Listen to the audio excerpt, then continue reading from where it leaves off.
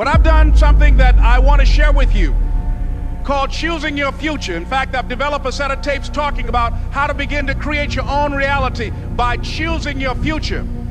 And not only is it important for you to know it's possible for you to choose your future, but it's necessary that you work on yourself, that you develop yourself.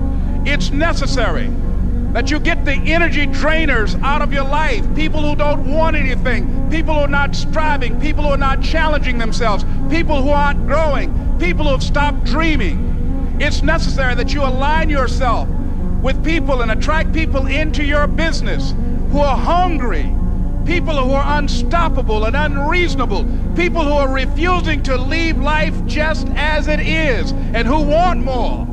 My mother used to say, birds of a feather flock together. If you run around with losers, you will end up a loser.